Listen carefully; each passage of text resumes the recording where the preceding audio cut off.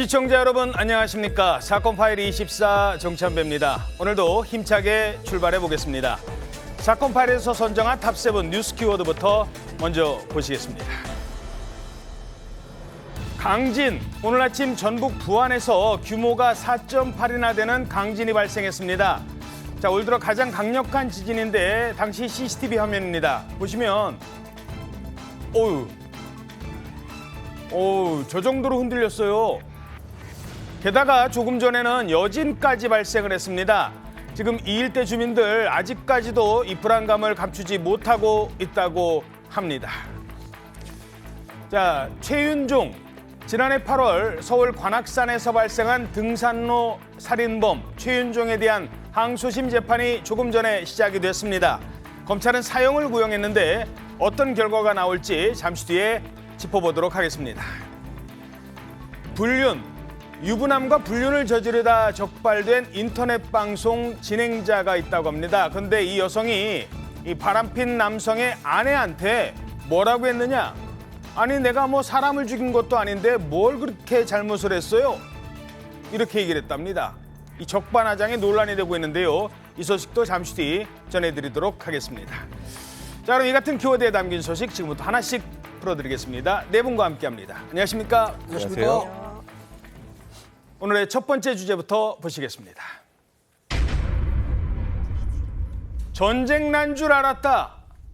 전쟁 난 줄 알았습니다, 진짜. 오늘 아침 출근길에 이 소리 때문에 전국에서 깜짝 놀란 분들 많으실 겁니다. 그렇죠. 아침에 막 지하철에서 여기저기서 막 저도 깜짝 놀랐어요. 진짜 뭐 무슨 일이야? 출근길 시민들을 깜짝 놀라게 했던 이 소리. 바로 전북 부안에서 강력한 지진이 나면서 전국적으로 발령된 재난 문자였습니다. 자, 부안 지진. 올해 발생한 지진 가운데 가장 강력한 지진이라고요? 네, 그렇습니다. 오늘 오전 8시 반쯤 규모 4.8의 강진이 전북 부안군에서 발생을 했는데요. 올해 발생한 가장 강력한 지진이고 역대 16번째로 강한 지진입니다. 그 이후로 여진이 계속 발생하고 있는 상황인데 조금 전인 오후 1시 55분쯤 규모 3.1의 추가 지진이 발생을 하면서 지금까지 15차례의 여진이 발생한 상황입니다. 15차례요? 네, 아직 여진으로 인한 피해는 전해지고 있지 않은데요. 오늘 아침 4.8 규모의 강진이 발생했을 때는 이 시민들이 대피하는 등 혼란이 빚어졌습니다. 당시 상황이 담긴 영상들을 좀 보여드리면 지금 도로 곳곳의 CCTV는요. 당시 이 강진으로 인한 진동으로 인해서 저렇게 화면이 마구 요동치는 걸 볼 수가 있었고요. 또 카메라가 이렇게 흔들리다가 바닥을 향해 힘없이 떨궈지는 등 당시 충격을 느낄 수 있는 영상들을 볼 수가 있습니다. 공원에서도 CCTV가 위태롭게 흔들리는 등 그런 모습을 볼 수 있었는데 또 한 마트에서도 지진이 감지가 됐습니다. 쌓여있던 물건들이 흔들리고 떨어지기도 하는가 하면 이 시민들이 순간 정지했다가 이 한 곳으로 달려가는 모습도 포착이 되기도 했습니다. 뭐야 하더니 시민들이 지금 뭐지? 이러는 겁니다. 네, 그러면서 지금 보시면 진열장에 있는 물건이 이제 강진으로 인해서 저렇게 바닥으로 쓰러지기도 했습니다. 시민도 대피를 하고요. 그래서 저희가 부안에서 식당을 운영하고 계시는 분에게 오늘 아침 상황을 직접 들어봤습니다.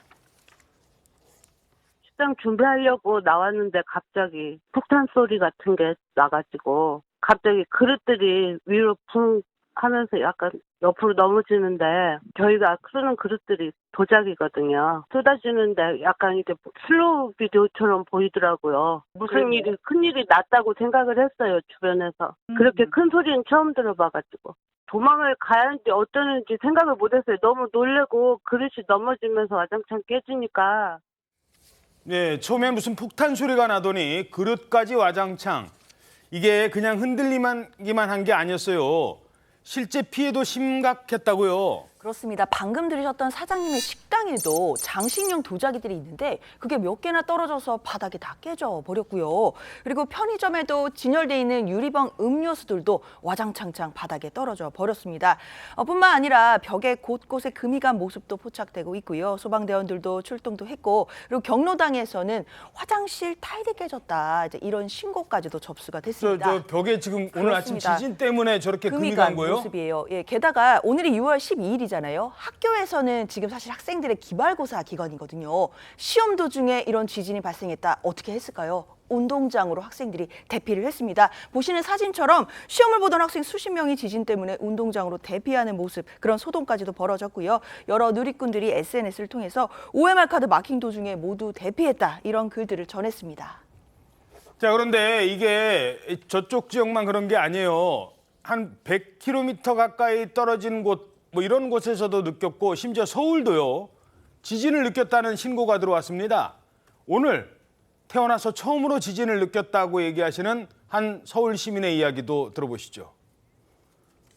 태어나서 한 번도 겪어본 적이 없었는데 경보가 지방에서 났다고 해가지고 아무 생각 없이 다시 자려고 했는데 갑자기 한 2, 3초 후에 갑자기 제 침대랑 제가 같이 흔들리고 있는 게 느껴져가지고 놀래서 깼거든요. 네, 뭐 놀라서 잠에서 깰 정도니까요. 뭐 서울뿐만 아니라 대전, 충남, 경북에서도 지진 느꼈다. 전쟁 난 줄 알았다. 이런 시민들이 많다고요. 네, 맞습니다. 굉장히 그 넓은 범위에서 지진을 많이 느끼셨다고 하는데요. 그리고 지진이 사실 우리 국민들한테 익숙한 건 아니잖아요. 예. 그러니까 전쟁 난 줄 알았다라고 생각하시는 분들도 꽤 있었습니다.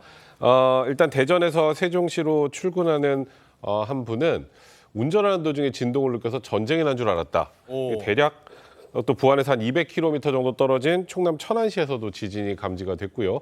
또 직선거리로 한 150km 정도 떨어진 경북 구미시의 한 주민도 지진을 느꼈습니다. 이분의 표현으로는 마치 세탁기가 마지막에 탈수하는 느낌으로 5초 정도 건물 전체가 흔들렸다.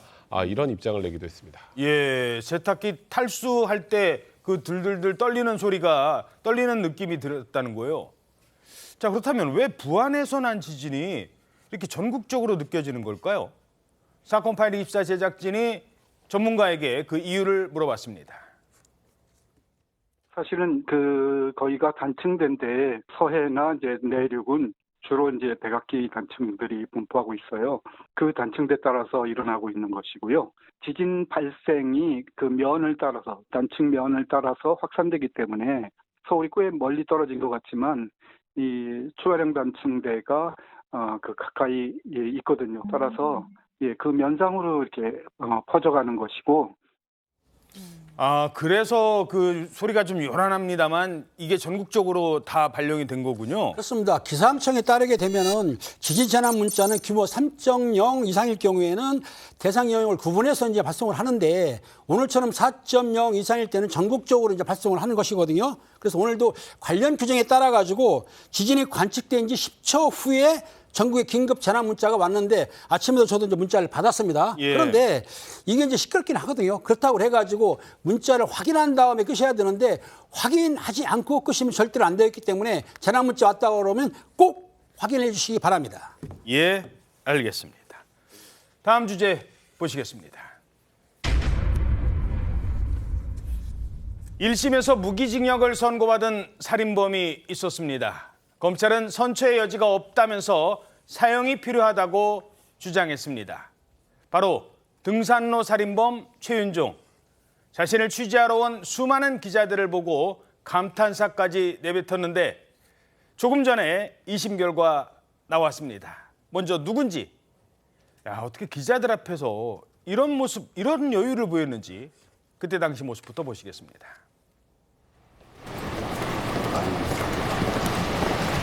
범행 왜 저질렀습니까? 우발적으로 한 것 같습니다. 우발적으로 저질렀다고요? 저도 모르겠습니다. 처음부터 살해하려고 한 겁니까? 그건 아니에요. 이동하겠습니다. 피해자 결국 사망했는데 네. 하실 말씀 없으십니까? 정말 죄송하겠습니다. 언제부터 범행 계획했습니까? 그건 잘 모르겠습니다. 자, 조금 전에 최윤종에 대한 재판 결과가 서울 고등법원에서 나왔습니다. 자, 일단 뭐 결과부터 말씀드리죠. 무기징역 나왔는데요.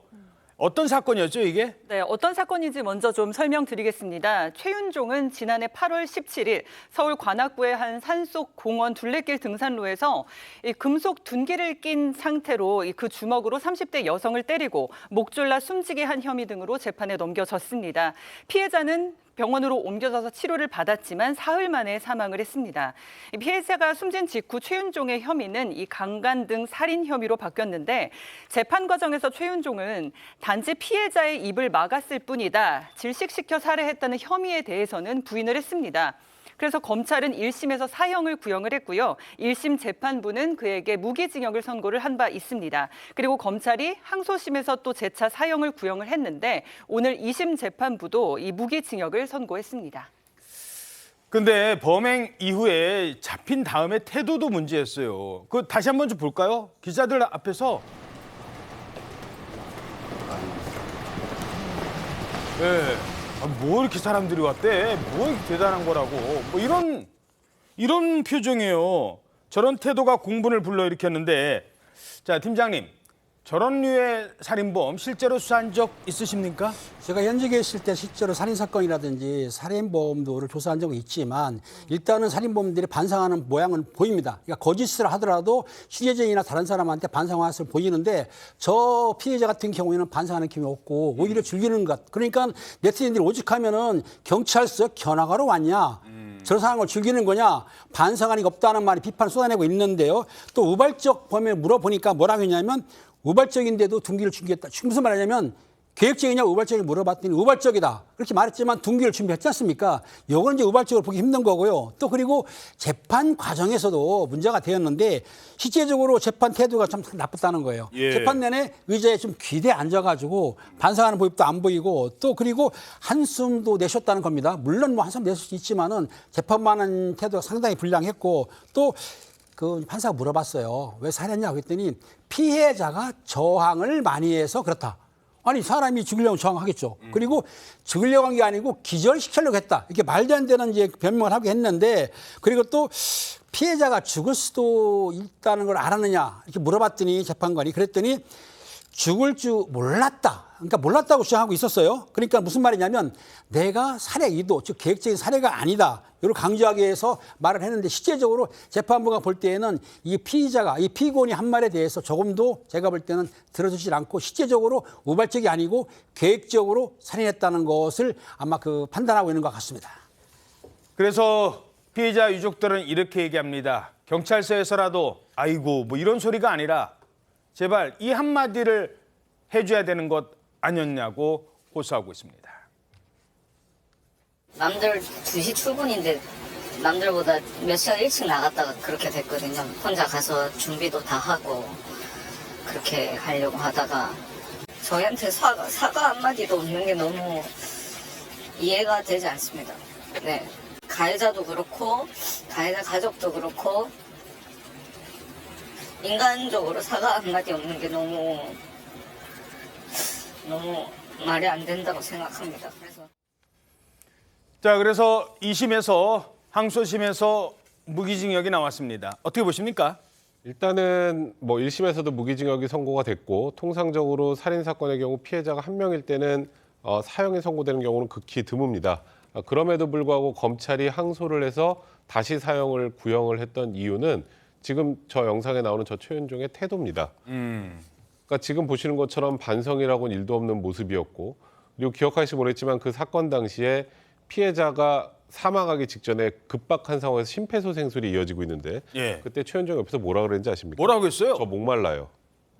네, 경찰한테 자기 갈증 난다는 얘기를 했었습니다. 그러니까 피해자가 죽어가고 있는 상황에서도 전혀 일말의 죄책감이나 뭐 이런 부분들이 보이지 않았다라는 거. 그래서 검찰은 선처 여지가 전혀 없다라는 판단에 사형을 구형했습니다만 저도 개인적으로 뭐 무기징역이 선고될 거란 예상은 하긴 했으나 아무래도 이런 정도의 흉악범 같은 경우 사형 선고되는 게 맞지 않나라는 개인적인 생각도 좀 듭니다. 예, 알겠습니다.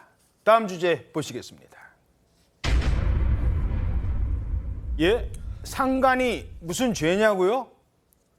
BJ라고 불리는 인터넷 방송 여성 진행자가 한 기혼 남성과 외도를 저질렀다는 주장이 온라인상에서 논란이 되고 있습니다. 이 BJ가 아주 황당한 주장을 했기 때문인데요. 뭐라고 했는지. 자, 상간하다가 걸렸어요. 유부남 만나다가 아내한테 걸린 거예요. 그때 이렇게 얘기합니다. 장난하지 못할 게 뭐가 있는데요.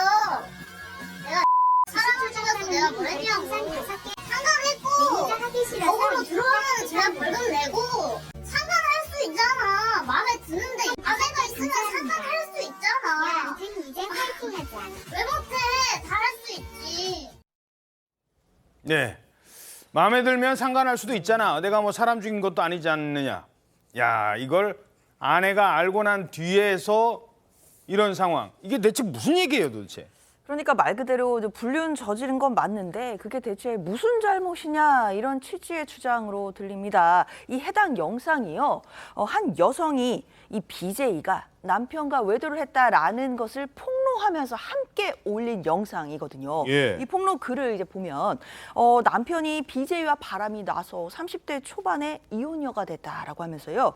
이렇게 본인의 인생을 망가뜨려 놓고 방송에서 대놓고 아니 사람 죽인 것도 아니고 상관한 게 무슨 죄냐라고 주장한다라고 하면서 이 BJ의 영상의 일부를 이렇게 공개를 한 건데요. 그러면서 이 해당 여성은 이분한테 진심 어린 사과라도 받고 싶어 연락했지만 그대로 무시당했다면서 본인은 이혼녀 타이틀을 달고 평생 살아야 하는데 방송에서 계속 2차 가해를 하고 있다라고 호소를 하고 있습니다. 다만 이 해당 글은 현재 삭제된 상황입니다. 아니, 이 사람은 왜 이렇게 당당한 거예요, 지금? 지금 오히려 자신도 피해자다 이렇게 생각하고 있는 것 같습니다. 이 해당 BJ는요, A씨의 남편과 만남을 공개적으로 인정을 했습니다.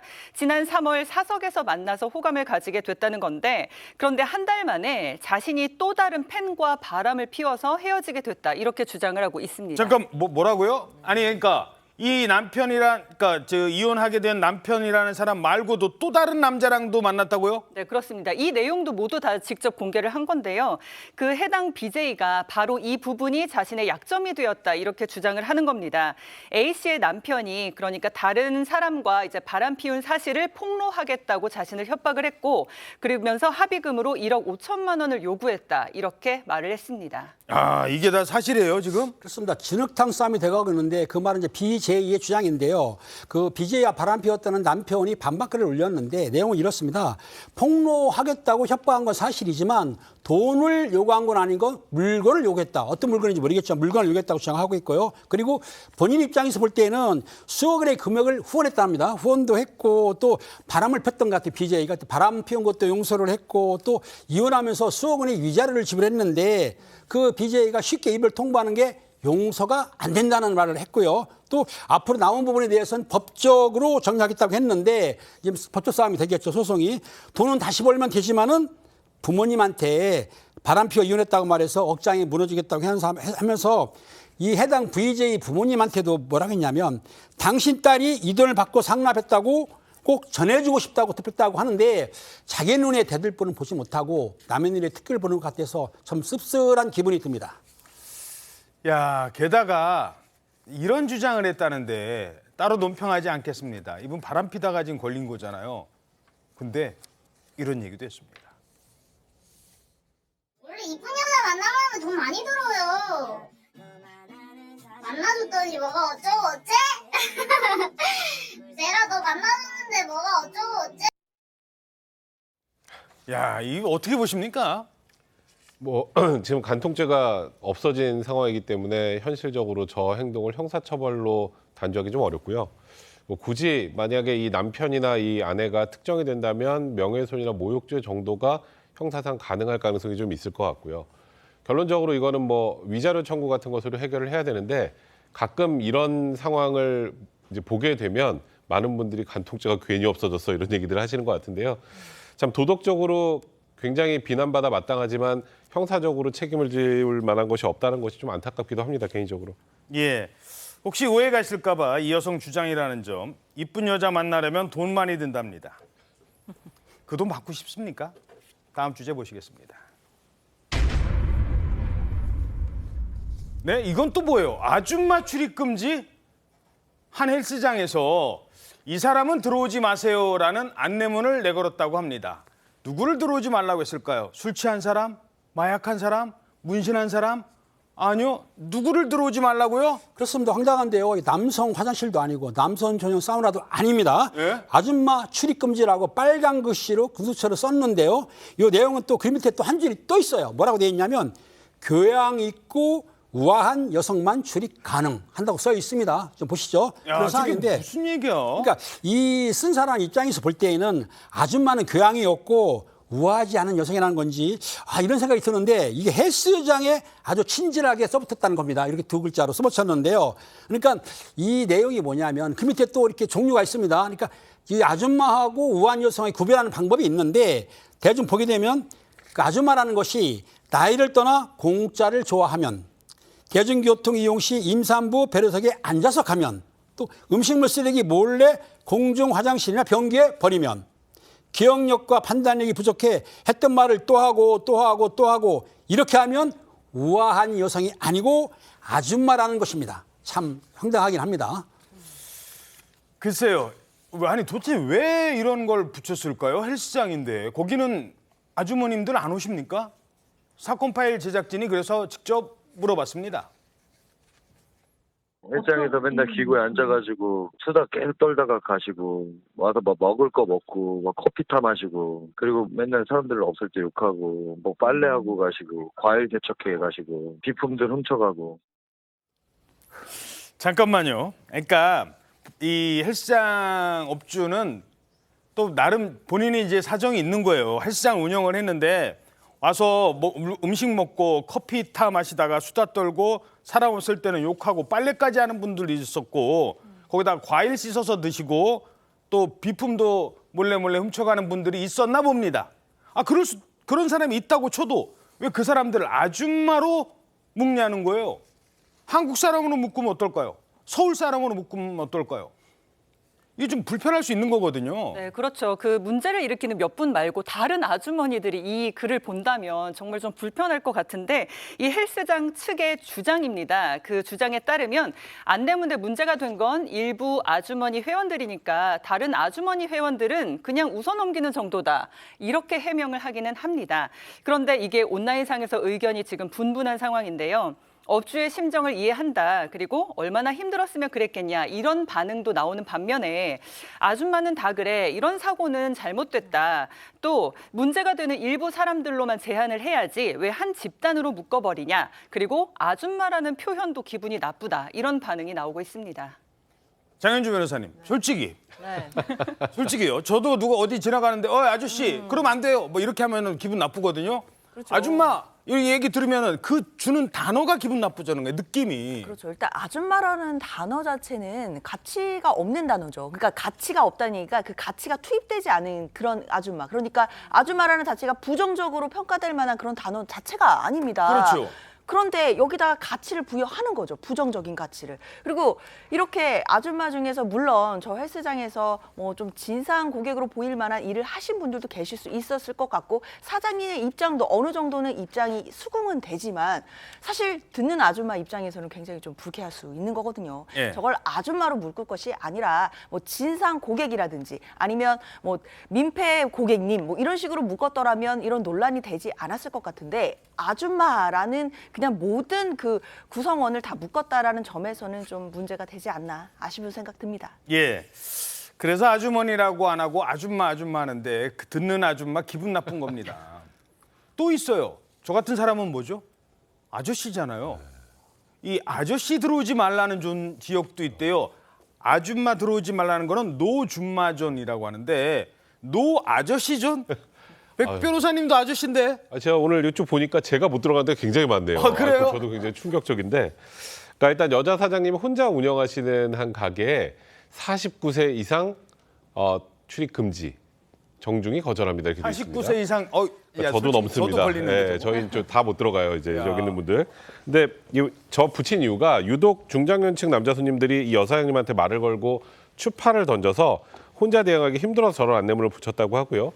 그리고 캠핑장에 보통 젊은 분들이 많이 가잖아요. 네. 그래서 40대, 50대는 캠핑장 예약을 삼가달라는 노중년존도 있고 또 노인들은 출입이 안 된다는 노시니어존도 있습니다. 그리고 노땡땡존, 그러니까 안 된다는 그 존에 성별이나 나이 말고 특정 직업을 가진 사람들을 제한하는 데도 있는데 이거 좀 되게 재밌습니다. 노래퍼존. 그러니까 래퍼가 들어오면 너무 시끄럽고 욕설도 많이 하고 그리고 담배꽁초 무단 투기하고 그래서 래퍼는 출입이 안 된다는 것도 있고 또 노 교수존도 있습니다. 교수님은 또 못 와요?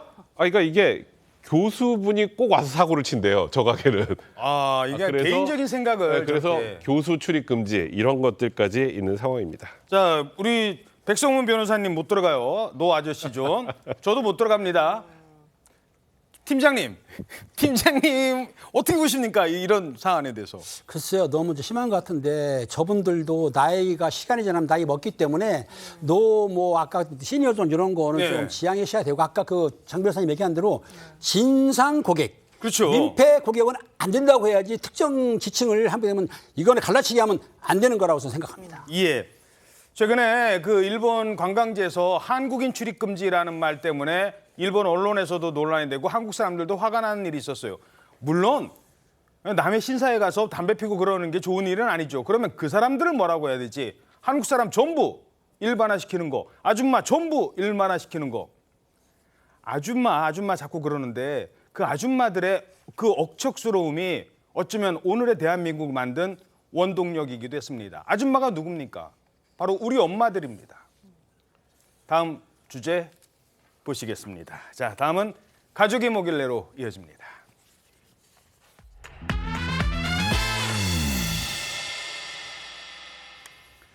가족 간의 사건 전해드리는 가족이 뭐길래 시간입니다. 자, 오늘도 시청자 여러분의 소중한 의견 받고 있습니다. 자, 오늘은 동남아에서 신혼생활을 하던 한 부부의 사연입니다. 아이를 간절히 원했던 이 부부에게 드디어 소중한 새 생명이 찾아왔습니다. 아이고, 그런데 이게 남의 나라에서 동남아에서 이 음식도 좀 다르고 스트레스도 많이 받아서였을까요? 아내의 건강이 점점 나빠지더니 갑자기 한국으로 들어왔는데 병원에서 듣게 된 소리는 아이가 유산됐다는 안타까운 소식이었습니다. 그리고 며칠 뒤 이제 수술까지 받은 아내를 만나러 남편도 이제 뒤늦게 귀국을 했어요. 그런데 어째 분위기가 좀 이상해요. 남편은 아내 걱정, 산모 걱정보다 이런 게 더 신경 쓰이는 것 같습니다. 아유, 이 병원비가 왜 이렇게 비싸? 야, 진료비 내역서 좀 줘봐. 어디 보자. 영양주사? 야, 이런 거 다 상술이야, 상술. 뭐 영양주사까지 맞았어? 여보, 나 수술 받은 지 하루 됐어, 하루. 아니 지금 이 상황에서 꼭 그렇게까지 말해야 돼? 아니야. 이게 당신이 순진하게 덤터기 썼을까 봐 하는 말이잖아. 잠깐만, 이건 또 뭐야? 항생제? 이건 또 왜 이렇게 비싸? 뭐 이렇게까지 해야 되는 거래? 이야, 잠깐만요. 이 남편분 지금 뭐 약값 걱정하고 병원비 지금 이거 신경 쓸 때요. 아내가 유산을 했는데 어쨌든 두 사람은 그렇게 병원 진료를 마치고 이제 다시 자신들이 살던 동남아로 돌아왔습니다. 다시 평범한 가정으로 돌아왔는가 했는데 어느 날 이 휴대폰이 또 이게 문제잖아요. 이 휴대폰이 발견이 되면서 사건이 터집니다. 자, 아내가 집에서 어느 날 이거 못 보던 휴대폰이 하나 있네. 이걸 하나 발견을 한 거예요. 이러면서 남편의 은밀한 이중 생활이 드러났는데 이 남편 진짜 정말 우리 가족이 뭐길래 몇 번 나오는 그런 역대급 바람둥이였습니다. 먼저 남편이 친구와 나눈다는 대화부터 들어보시죠. 야, 와이프 친정 갔어. 야, 빨리 애들 모아서 동남아로 넘어와. 여기 진짜 신세계야, 신세계. 야, 어른들의 밤 문화가 뭔지 내가 아주 풀코스로 보여줄게. 야, 당장 비행기표 끊어. 오, 어른들의 밤 문화요? 그런데 이날이 언제인지 아십니까? 이런 문자 보낸 날 바로 아내가 아이가 유산됐다고 판정을 받은 날이었습니다. 아내는 유산을 했는데 친구들 불러서 밤 문화요? 게다가 이게 한 여성에게 이런 문자를 보낸 게 아니에요. 여러 사람한테 또 보내는데 어떤 여성한테는 이런 문자도 보냅니다. 자기야, 오빠 안 보고 싶어? 야, 오빠 다음 달에 한국 갈 거니까 그때 아주 재밌게 놀자. 예? 재밌게 놀아요? 잠깐만. 바로 옆엔 또 다른 여자의 이름 있네. 이번엔 또 누굴까요? 여보야, 오늘은 꼭 오빠 꿈꿔. 알았지? 이거 자기의 여보까지. 우리 백성문 여사님 죄송합니다. 이거 완전히 오늘 망가지시네. 자, 그렇습니다. 남편은 그야말로 이거 뭐 양다리도 아니고 문어다리였던 겁니다. 문어다리. 그런데 여기엔 이런 문어다리 남편에게는 아내가 상상도 못했던 조력자가 있었다고 합니다. 누구였을까요? 지금부터 전해드리겠습니다. 자, 심상치 않은 이 부부. 외국 사시는 분 같은데 어떤 부부입니까? 지인의 소개로 만나서 결혼에 골인한 두 사람이었습니다. 그런데 이 남편이 결혼 직전에 동남아 발령을 받았어요. 그래서 아내도 함께 당연히 결혼했으니까 동남아 생활을 시작했는데요. 아까 이제 아기를 간절히 바란다고 했잖아요. 드디어 수년 만에 소중한 이 아기가 이 부부에게로 이 엄마의 태중으로 왔습니다. 그런데 여기가 타국이잖아요. 친구도 없고 가족도 없고 스트레스도 심한데 또 이 병원 진료하러 병원 가면 이게 언어도 잘 통하지 않다 보니까 여러모로 이래저래 힘들었다고 합니다. 그런데 안타깝게도 그만 하혈까지 하게 되고 그래서 부랴부랴 한국에 들어왔지만 유산 판정을 받고 수술까지 하게 됐다고 합니다. 그리고 얼마 뒤에 남편이 이 아내 다시 이제 몸도 성치 않으니까 데리고 다시 그 동남아 그 나라로 돌아가야 되잖아요. 그래서 데리러 들어왔는데 여기서 남편의 예상치 못했던 투정이 쏟아진 겁니다. 예, 투정을 해요? 아니, 유산한 아내한테 투정을 부려요? 네, 앞에 제가 살짝 보여드렸는데요. 예. 일단 병원비가 왜 이렇게 많이 나왔냐, 약값이 왜 이렇게 비싸냐, 영양주사는 왜 맞았냐. 이제 아내는 정말 그거 너무 서운하잖아요. 그렇죠. 정말 화낼 힘도 없었다고 합니다. 그리고 부부는 다시 동남아로 돌아와서 일상이 시작이 됐는데요. 근데 이제 아내는 이제 본인의 소중한 아이를 유산하고 마음이 쉽게 정리가 잘 안 됐다고 합니다.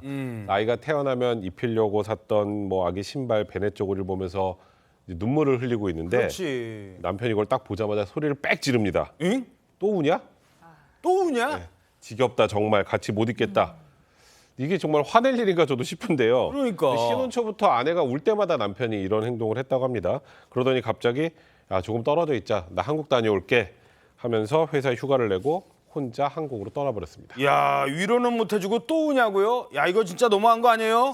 그렇습니다. 그런데 진짜 너무한 건 아직도 시작을 안 했는데요. 남편이 떠난 뒤에 아내는 한국에 또 가려고 짐을 정리를 했습니다. 정리하다 보니까 남편 책상을 열어봤더니 거기에 종이봉투 하나가 딱 나옵니다. 이게 뭐지 싶어서 종이봉투를 열었더니 거기에 뭐가 있었냐? 제주도 여행 비행기 티켓이 있었습니다. 제주도? 그런데 제주도 비행 티켓이 사실은 한 장이 아니고 두 장이었어요. 한 장은 남편 이름인 김은배, 또 한 장은 전혀 이름 모르는 장현주. 이렇게 두 장 있는 거예요. 놀란 일입니다, 이게.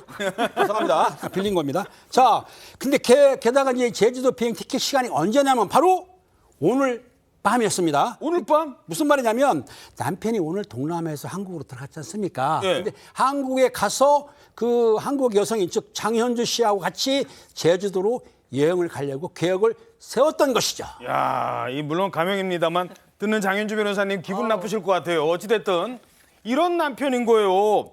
지금 다른 여자랑 제주도를 가는 거예요, 지금? 심지어는요, 내연녀랑 여행 일정 미리 다 잡아놓고요. 일부러 부부싸움 구실을 만든 것 같은 그런 상황으로 보이는 겁니다. 왜냐하면 부부싸움 일부러 해서 사이 나빠진 다음에 아우 짜증나, 나 한국 갈게 이 말을 하려고 했던 거죠. 계획이었구나. 그렇죠. 아내는 정말 충격받았고요. 이제 본격적으로 남편 방을 뒤졌는데 거기에서 못 보던 휴대폰을 발견해냅니다. 못 보던 휴대폰, 못 보던 보통 이런 거 이거 바람 필 때 쓰는 휴대폰이잖아요. 그렇죠. 느낌이 딱 오죠. 이 못 보던 휴대폰을 들여다 봤더니 정말 판도라의 상자가 열렸습니다. 거기에 내연녀 들과 나눈 단어들이 싸그리 나왔는데요. 내연녀 들? 예, 일단 첫 번째 내연녀는 자기입니다. 자기야라고 하면서 오빠도 보고 싶어, 오빠도 곧 한국 갈게, 막 이런 메시지들 끊임없이 주고받았고요. 그런데 이제 내연녀 들이잖아요. 한 명이 아닙니다. 여보야도 있네? 예, 또 다른 여성에겐 아기야도 있고요. 여보야도 있습니다. 각각 다른 사람이에요? 다 다릅니다. 꽁냥꽁냥했습니다. 이야, 이거 동시에 도대체 몇 명이랑 만나는 거예요? 정말 셀 수도 없을 정도라고는 하는데요. 이러면서 또 데이트 앱까지 썼다고 해요. 야. 거기에서는 싱글입니다 이러면서 총각 행세를 하면서 유부남인지 아닌 척하면서 다른 여성들을 또 만났다고 합니다. 게다가 아내가 정말 뒷목을 잡게 만드는 부분은 이 내연녀와의 대화뿐만 아니라 친구들, 남자친구들, 다른 남성들과 나눈 대화였다고요? 맞습니다. 당연히 바람 피우는 것도 굉장히 충격을 받았겠죠. 그런데 그것보다 더 정말 뒷목 잡고 쓰러질 그런 상황으로 몰고 간 건 이 남자친구와 나눈 대화였습니다. 그 대화를 나눈 이 시기가 중요하거든요. 이거에 화가 난 건데 바로 아내가 몸이 좋지 않아서 한국에 갔던 바로 그때 그리고 가서 유산했잖아요. 그러니까 유산했는데. 근데 그때 이 아내가 딱 한국 가니까 남편이 친구들한테 문자한 겁니다. 야, 와이프 한국 갔다. 동남아 얼른 와라. 여기 오면은 내가 어른들 저녁 문화, 밤 문화 제대로 보여주겠다. 이런 문자를 보낸 거예요. 아내가 유산했다는 사실 지금 듣고서 이런 반문화 타령한 거잖아요. 아내 입장에서 이거는 정신적으로 굉장히 큰 상처였을 거고 사실 뭐 남편 보고 내 편 아니고 남의 편이다 뭐 이런 얘기들 농담처럼 하는데 이건 그 정도가 아니라 이건 남보다 못하다고 느꼈을 것 같습니다. 그러니까 이분은 지금 결혼을 했다는 거를 별로 중요하게 생각하지 않는 것 같아요. 결혼은 결혼이고 애인, 자기, 여보 따로따로 있잖아요. 게다가 무슨 데이트 앱도 계속 쓰고 지금 아내가 지금 병원에 갔는데 동남아의 밤문화를 구경시켜준다고요? 친구들 빨리 오라고요? 게다가 결혼 직전에도 비슷한 일이 있었다고요? 그렇습니다. 친구하고 나눈 대화를 봤더니 정말 대단합니다. 내용이 뭐냐면 결혼식 직전에 남편이 친구들한테 뭘 보내냐면 총각 파티를 하자고 했습니다. 우리나라는 잘 않지만 이거 많이 하지 않습니까? 그걸 이제 본뜬 거죠. 총각 파티를 하자고 하면서 내가 김마담한테 연락할게라고 문자를 보냈더니 상대방이 뭐라고 왔냐면 누가 반문화의 황제가 아니랄까 봐 그래? 이런 답장이 왔습니다. 반문화의 황제. 그렇죠. 친구 사이를 저렇게 부르는 게 충격이기도 한데 결혼 직전까지 이랬다니까 여성으로서는 상당히 충격이 있었던 거고요. 그리고 또 남편의 휴대폰하고 컴퓨터를 확인했더니 컴퓨터가 이제 더 중요해요. 컴퓨터 했더니 거기에 여성들과 찍은 사진이 즐비했습니다. 심지어 여성의 사진을 몰래 찍은 것도 거기에 남아 있었던 것이죠. 그리고 영상들도 발견된 거 보니까 이게 뭐지? 이 여성 입장에서 볼 때는 상당히 충격이 왔었던 것이죠. 그 얼마 전에 있었잖아요. 왜 축구 선수 황모 씨 왜 그런 사진, 그런 영상들까지만 있는 거예요. 정말 지저분한 남편이었어요. 근데 충격에 휩싸인 아내는 어떻게 했을까요? 생각나는 사람이 있었습니다. 이거 누구한테 얘기하지? 내 이 아픈 마음을 누구한테 얘기하지? 생각나는 사람, 바로 한국에 계시는 시아버지. 우리 시아버지가 따끔하게 좀 혼내달라고 전화를 겁니다. 이렇게요. 아버님, 그 애가 요즘 뭐 하고 다니는지 아세요? 만나는 여자는 몇 명인지 지금 셀 수도 없고 휴대폰이랑 컴퓨터에 글쎄 바람 피우는 사진이 가득해요.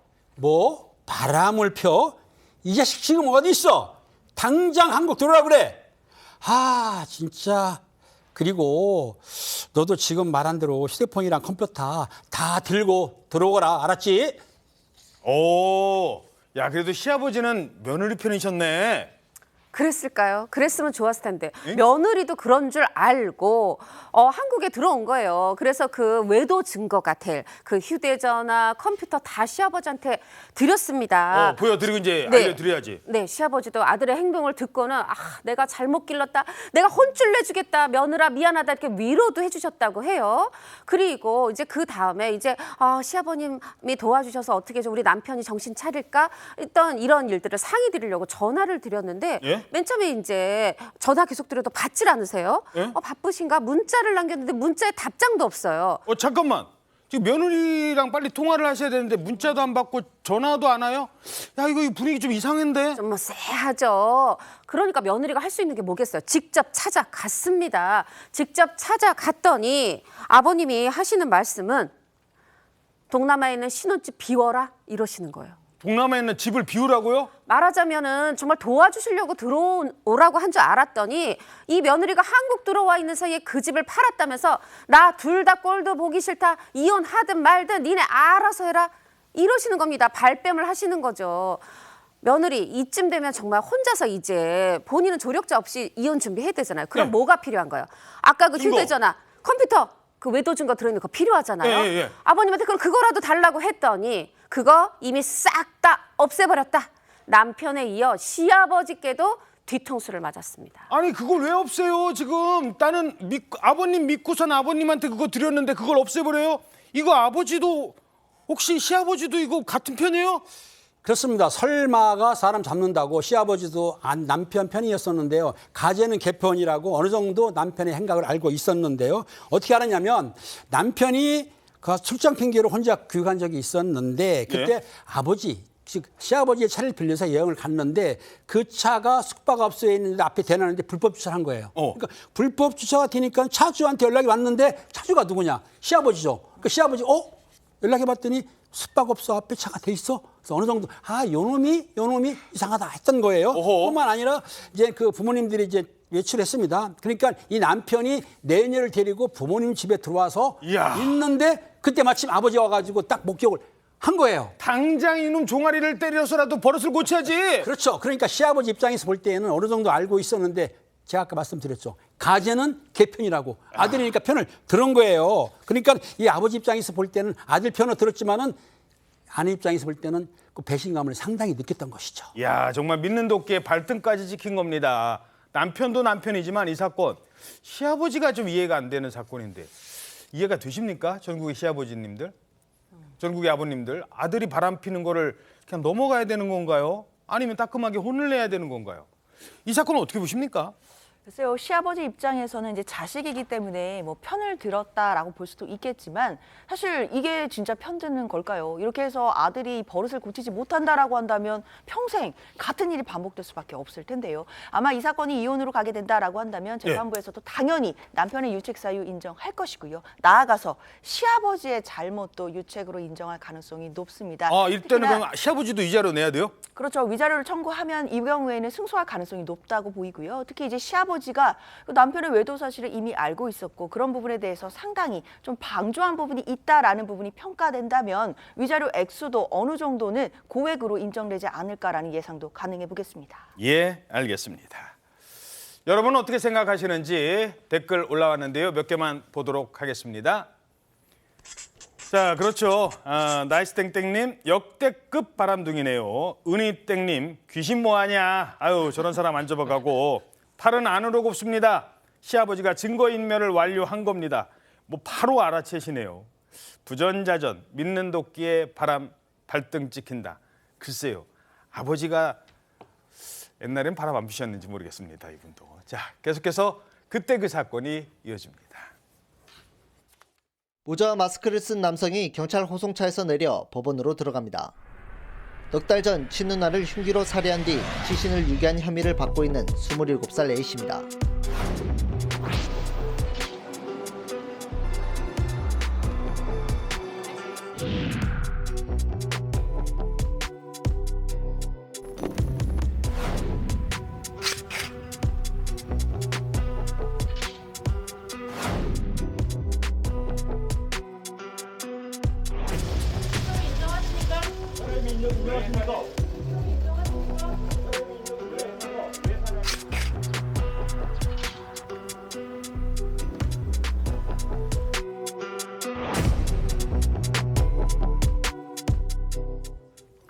서른 살을 간 넘긴 한 젊은 여성이 있었습니다.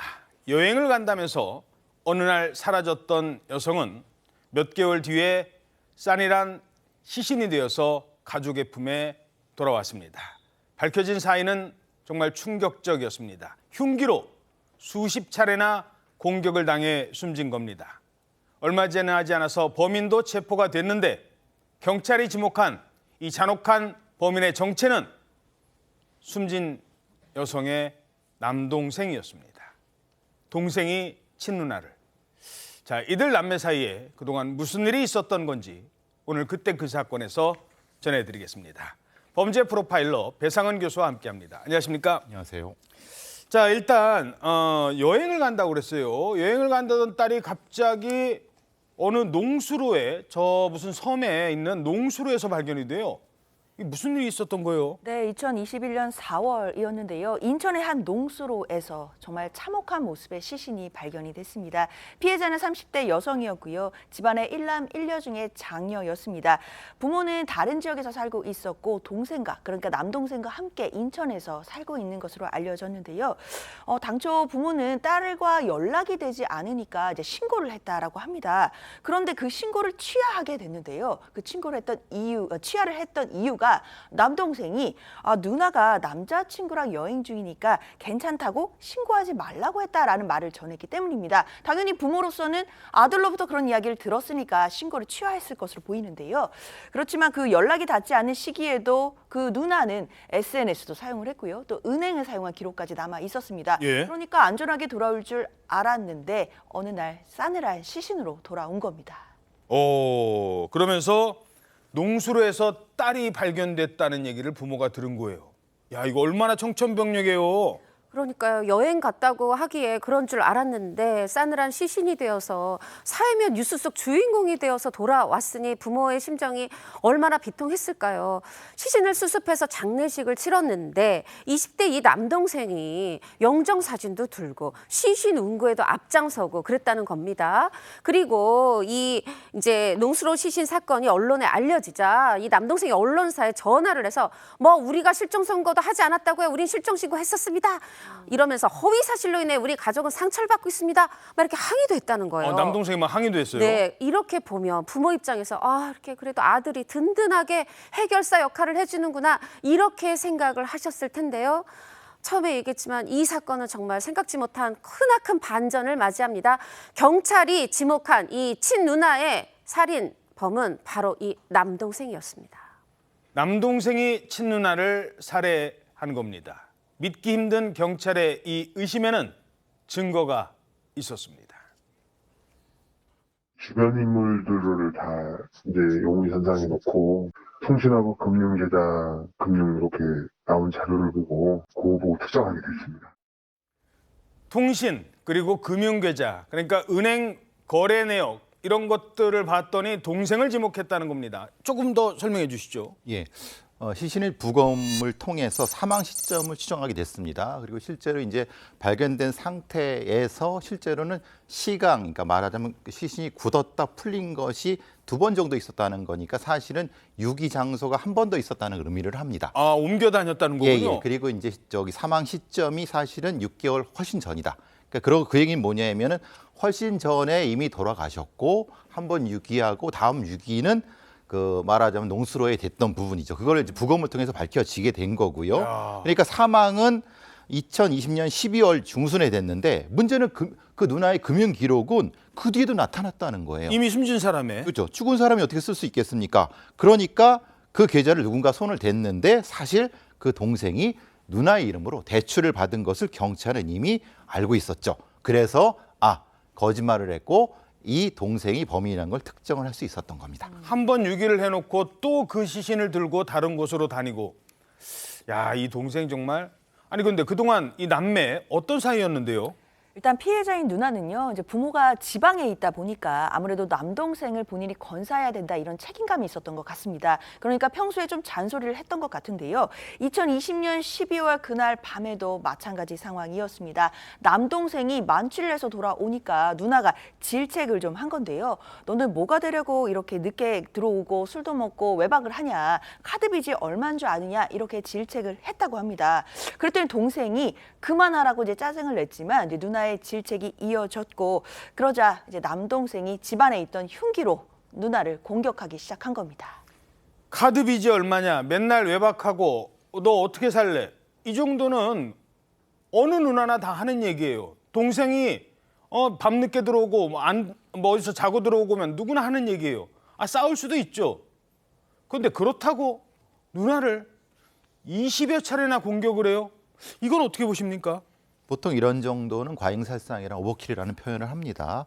제가 한 3주 전에 비슷한 사건에서 얘기를 했을 겁니다. 오버킬이 20에서 50번 사이면은 인척관계일 가능성이 이제 데이터상으로 나타난다라고 말씀드렸던 기억이 납니다. 흉기 휘두른 게 20번에서 50번 사이일 경우. 예. 그 이상은 타인이고 그 앞쪽은 사실은 오버킬이 아닌 부분인데 이상의 부검상의 뼈에 칼의 끝이 조금 이제 박혀 있었습니다. 그 정도로 힘을 줘서 상당히 살해를 한 부분인데 근데 사실은 본인은 노발적 주장을 했는데 실제로는 이것은 앞뒤가 안 맞는 부분인 거죠. 사실은 본인은 이런 얘기를 합니다. 성격이 안 맞았다. 그리고 다툼이 있었다. 감정이었다. 그러지만 실제로 공격 상황에서는 상당히 심각한 잔혹한. 그래서 이런 부분을 아마도 동생이 의존적 장애가 있지 않았을까라는 추정을 해죠. 그런 형태라면 오버킬이 나타날 수 있습니다. 게다가 이게 우발적이었다고 한다면 그 다음에 신고라도 했어야죠. 공격을 하고 누나가 숨졌습니다. 이후에 남동생은 어떤 행동을 했습니까? 남동생은 이 누나의 시신을 여행용 가방에 담았어요. 그리고 이 아파트 옥상의 공용 창고, 공동 창고로 옮겨갔다 그래요. 뭐 커다란 여행용 가방이라든가 이렇게 집안에 두기 너무 큰 물건들 두는 그 공동 창고로 옮긴 건데 때는 그때가 12월이었다 그래요. 겨울이다 보니까 따뜻한 집안보다는 이 옥상, 여기가 좀 더 시신을 보관하기에 낫다고 생각을 했던 것 같고, 그리고 겨울이라 악취가 번지지 않을 테니까 공동창고로 옮겨도 좋겠다 이렇게 판단을 했던 모양입니다. 이것만 해도 굉장히 충격적인데 이 누나를 살해하고 한 남동생 행동이 더 또 충격적인 부분이 있습니다. 왜, 뭘 했는데요? 이렇게 누나 시신을 옥상에 이렇게 여행용 가방에 담아서 둔 채로 요 살해하고 나서 한 5일 있다가 크리스마스 이브였다 그래요. 크리스마스 이브를 맞아서 여자친구와 크리스마스 여행을 떠났다는 겁니다. 예? 지금 이 와중에 시신을 지금 가방에다 넣어놓고 여행을 가요? 예, 그렇습니다. 보통 이런 종류의 정신장애, 그러니까 심리 장애를 의존적 장애라고 하는데 아버지로부터 부모로부터 누나로 갔다 여자친구로 가는 감정이 이전되는 부분입니다. 그러니까 그래서 의존장애라고 하는 거고 예. 의존장애 같은 경우는 폭발적인 형태의 분노형이 나타납니다. 그러니까 한순간에. 그래서 오버킬이 나타나는 부분인 거고요. 근데 이런 종류의 범죄자들은 시신을 멀리 못 둡니다. 불안해가. 그래서 가까운 데 두면서 뭘 하려고 계속 하는 부분인 거죠. 예. 인천에서 비슷한 사건이 벌어졌는데 그 사건도 역시 아파트에 그 물탱크 쪽에 유기한 경우를 봤습니다. 그러니까 이 정도는 의존형 장애가 상당히 깊이 올라선 상태라고 보여줄 수 있습니다. 예. 하지만 여행에서 돌아온 동생, 이제 다른 곳을 선택합니다. 농수로 누나의 시신을 유기했습니다. 농사철이 아니라 농수로 인근 목격자는 한 명도 없었다고 합니다. 이렇게 완벽한 완전 범죄가 이루어지는 듯 했지만 누나와 연락하고 있다는 말로 부모님마저 속였지만 끝내 시신이 발견되면서 그 정체가 세상에 드러났습니다. 그래놓고 이런 태도를 보였습니다. 평소에도 누나랑 사이가 안 좋으셨나요? 저희 누나 장례식장 갔다 왔다고 하시는데 왜 갔다 오셨는지 말씀 좀 부탁드리겠습니다. 자수할 생각은 없으셨어요? 죽은 누나하고 부모님한테 하고 싶은 말씀 없습니까? 그래도 마지막으로 말씀하실 수 있는 시간인데.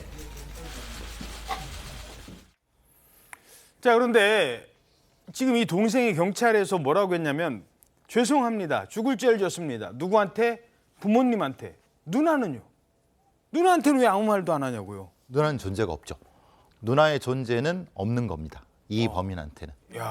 아버지로부터 누나로 갔다 사실은 다른 쪽으로 가는 중간 과정이었을 뿐이죠. 그렇기 때문에 이런 존재들한테는 상당히 의존장애가 높다고 하고 실제로 영정사진을 들었을 때도 같은 의미로 나타날 수 있고 사실은 범죄를 은폐할 목적으로 이동했지만은 그것까지도 사실은 작정하지 않았을까라는 추정을 분명히 해봅니다. 예. 아니 부모 입장에서는 가해자도 자식이고 피해자도 자식이고 이거 어떤 심정일까요? 부모의 마음 분명히 이해를 합니다. 그런데 이 의존형 장애를 만들어낸 게 부모가 아닐까라는 좀 안타까움이 있습니다. 왜냐하면 그 누나한테 맡겼잖아요. 그냥 차라리 혼자 살도록 이렇게 독립심 잘 있으면 하게 나도 그러니까 동생이 보는 입장에 누나는 그냥 밥 해주는 사람, 그냥 그런 그러니까 존재감이 사라져 버린 겁니다. 상당히 위험한 관계가 있었을 수 있습니다. 예, 물론 이제 비뚤어진 동생의 행동이라는 점 다시 말씀드리겠습니다.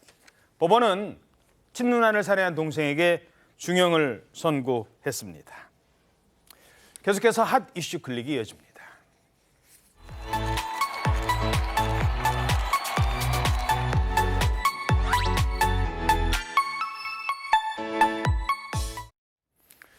네, 지금 이 시각 화제가 되고 있는 다양한 소식 전해드리겠습니다. 오늘 오전에요. 전 세계 언론이 어디로 모였느냐? 저 경기도 연천에 있는 한 시골 마을로 몰렸다고 합니다. 아니 시골 마을에 왜 전 세계 언론이? 바로 이 가수 제대하는 날입니다.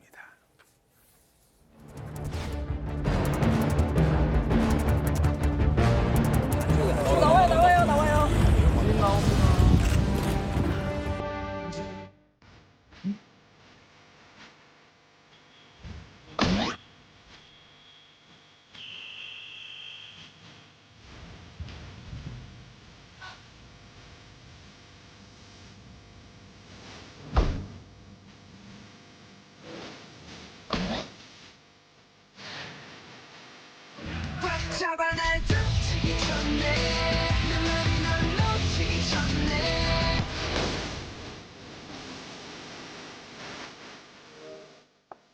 네, 월드스타 BTS의 진. 야, 진이요. 아미에서 나와 아미로 돌아갔다고 합니다. 아미에서 나와 아미로 돌아갔다. 이게 무슨 소리일까요? 자, 오늘 진이 맨 처음 이 언론의 취재진 앞에 서서 했던 행동 뭐였습니까? 단결. 오. 네, 바로 제대를 하고 팬들에게 돌아갔다는 얘기인데요. 이 BTS 팬덤 이름이 아미잖아요. 그리고 군대도 영어로 아미. 그래서 아미에서 군복무를 마치고 팬들이 있는 아미로 돌아갔다는 뜻입니다.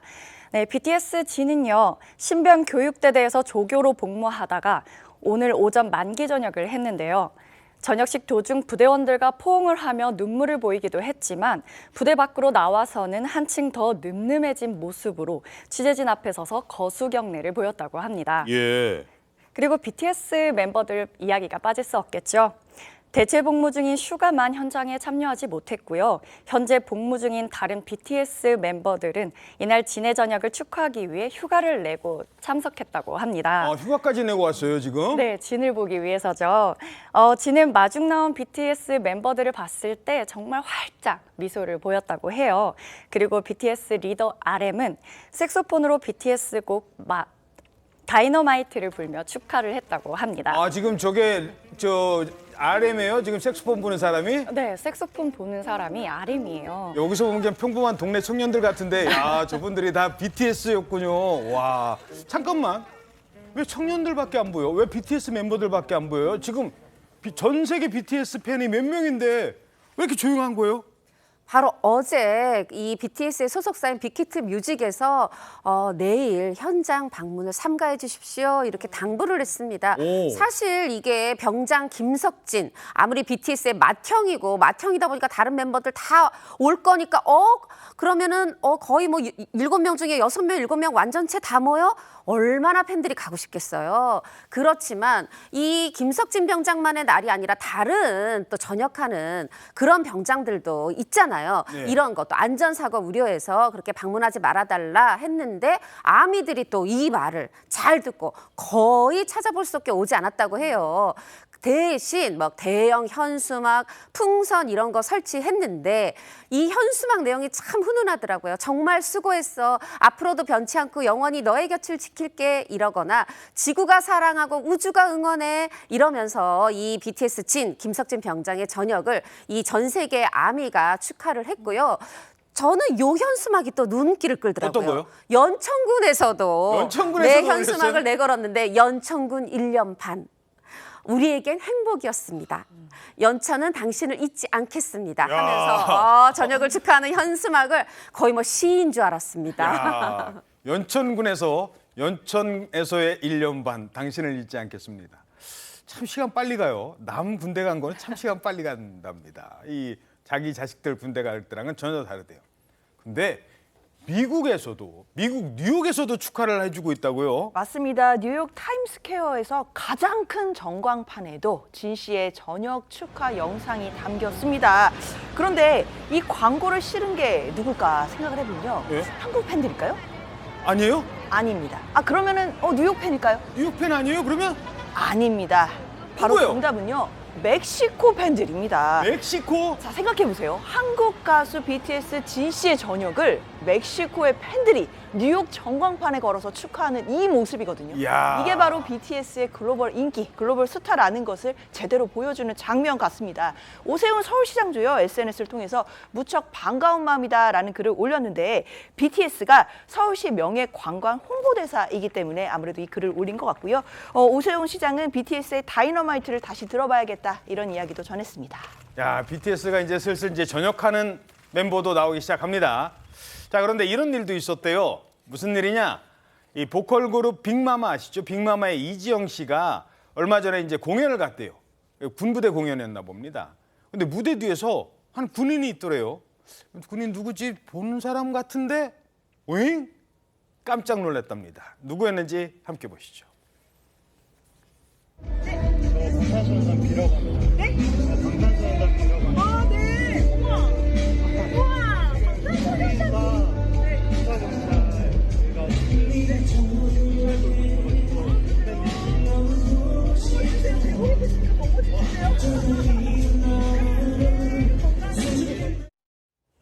야, 뒤에 이제 군인이 쓱 지나가더니 안녕하세요, 저 방탄소년단 B라고 합니다. 누구요? B요. 에이 설마 진짜였던 거잖아요. 진짜였던 거죠. 이 춘천에, 강원도 춘천에 이 빅마마가 공연 갈 때 이지영 씨가 B를 만나리라고는 상상도 못했을 것 같은데 야. 그것도 이렇게 먼저 와서 사실 우와. 이렇게 올 수 있었던 게 이 B가 이 군사경찰단 이 특임대, 특수임무대에서 군사경찰로 복무 중이거든요. 아, 그렇군요. 지금 여기 행사 있으니까 페스타 행사 있으니까 여기를 지켜야지. 순찰하다가 그래도 마침 또 데뷔 연도가 10년이나 앞서는 대선배 아닙니까? 그렇네. 또 선배님한테 인사하러 왔는데 굉장히 깍듯하죠. 90도 숙여서 인사하고 먼저 손 내밀어서 악수하고 거의 이지영 씨는 지금 본인이 빅마마인 걸 잊고 거의 아미가 된 듯 굉장히 막 기뻐하고 늠름하시네요, 멋지시네요 이렇게 얘기를 하는데 뭐 누가 봤어도 탄성이 자아 나오는 모습이었을 것 같고 누리꾼들도 얘기합니다. 정말 군복이 찰떡이다, 너무 늠름하다. 아, 또 요렇게라도 보니까 아주 좋네요. 야, 그러니까요. 야, 확실히 정말 잘 어울리는 그 B의 모습인 것 같습니다. 요즘에 말투도 바뀌었답니다. 그래서 말입니다. 뭐 이러면서 군대 말투로 많이 바뀌었습니다. 야, 왜 요즘 잘 있는지 모르겠어요. 푸바오, 푸공주, 용인 푸씨 수많은 애칭을 남겼는데 지난 4월에 중국 갔잖아요. 드디어 공개가 되는 것 같습니다. 야, 중국으로 간 지 한 2달 만에 모습을 드러냈다고요? 네, 많은 분들이 기다렸던 소식이 아닌가 싶습니다. 국민 팬더죠. 바로 푸바오의 소식인데요. 오늘 오전 중국 판다 기지에서 생중계로 대중에게 공개가 되었습니다. 아, 저게 오늘 오전의 모습인가 봐요? 네, 맞습니다. 실내 생활 공간에 있던 푸바오는요, 야외 방사장으로 걸어 나와서 5분가량 어슬렁거리며 산책을 했고요. 먹이통을 딱 잡더니 다리 사이에 끼고 먹방을 즐겼다고 합니다. 그리고 식사 후에는요, 벌러덩 눕기도 하고요. 또 엉덩이를 흔들기도 했다는데요. 저희가 늘 봐왔던 귀엽고 사랑스러운 푸바오의 모습이 아닌가 싶습니다. 홍 기자님, 쟤 잘 사는 것 같아요. 저 정도만 봐도. 잘 사는 것 같기도 한데 또 걱정 많으신 분들은 아니야, 한국에 있었다 야위였어, 이 이마에 있는 파인 거 뭐야. 중국에서는 미인점이라고 하는데요. 뭐가 파였는데? 네, 잠깐만. 여기 이마에 좀 파였어요. 보이시죠? 근데 그게 이렇게 앉아가지고 문에 손잡이에다가도 기대서 자고 뭐 이 창살에다 기대서 자고 뭐 이래서 털이 빠졌다 뭐 아니면 또 엉뚱하게 미인점이다 이렇게 해명을 하고 있는데 네? 요런 부분들까지 이제 다 보면서 걱정을 하는 거죠. 그리고 심지어 걱정을 하다가 지금 91평 너무 우리나라 있을 때보다 지금 집도 좁은 거 아니야? 막 이런 걱정까지 하시는 분도 계신데 이렇게 지금 데려간 이유는 결혼하려고잖아요. 당장은 아니고 여기서 이제 적응되면 1, 2년 있다가 결혼하는데 뭐 잘생긴 뭐 이거보다는 혈연 관계가 좀 멀어야 되고요. 그리고 또 유전자가 서로 잘 맞는 그런 신랑감 얻어준다고 하니까 우리가 조금 못마땅해도 잘 지켜봐야 되겠습니다. 예, 알겠습니다. 아직 할부지 안 잊고 있겠죠? 네, 저희는 1분 뒤에 돌아오겠습니다. 사건 파일 24 오늘 순서 여기까지입니다. 여러분 고맙습니다.